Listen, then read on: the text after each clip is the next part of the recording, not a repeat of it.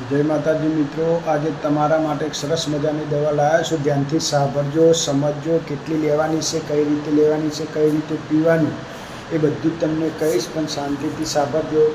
जो ए दवा एवी लाया छुं के 100 बीमारीओ तमाराथी दूर थई जशे अने मटी जशे। आगळ आगळ धीरे धीरे राहत थशे। एटले चलो बताओ, पहला समझी लेजो कि कोईपणने तकलीफ क्यांथी आवे छे कि गैस थाय, अपचो थाय, पाचन क्रिया नबળી पड़ी जाए, एसिडिटी थाय अने भूख ना लागती होय त्यारे आ बधी तकलीफों थाय छे। पछी शरीरमां वायु उत्पन्न थाय, वायु उतरे एटले त्यां सोजो आवी जाय छे। पछी वर्किंग थतुं होय तो हाथे पगे कोडाए कोई जग्याए वर्किंग थतुं नथी तो सोजो आई जाय छे। पछी दुखावा थाय छे।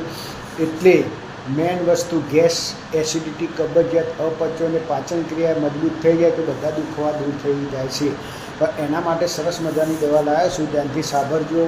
डायाबिटीस थती होय तो ए पीवाथी धीरे धीरे मटी जशे। कोईने नरी ब्लॉक होय तो पण आगळ आगळ धीरे धीरे खुली जाय छे। छातीमां दबन थतुं होय, खाटा तीखा खाध्या पछी, तळेલું खाध्या पछी, नास्तो कर्या पछी उबकार आवता होय अने अतिशय गैस थतो होय, पछी जेने सींधीवा होय, गठियोवा होय, सोधनोवा होय, पगना हाडकोनो दुखावो के नस दबाती होय के कर्मोनुं वर्किंग ना थतुं होय पण बधुं धीरे धीरे राहत थशे। हूँ जे प्रमाणे कहूँ ए प्रमाणे तमारे लेवानुं छे, ए प्रमाणे स्टेप अपनावानी छे।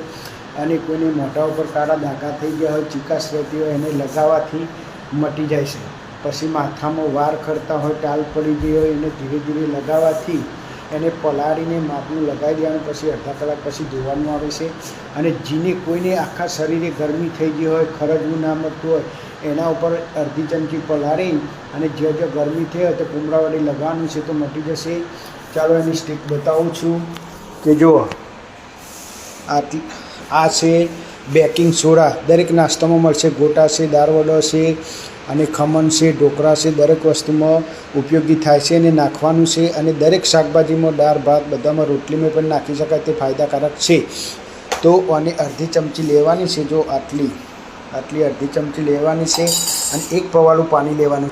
ચલો એક પવાળું પાણી લઈ લીધું છે। આ રીતે સરસ મજાની મિક્સ કરી નાખવાની છે, હલાવી દેવાનું છે।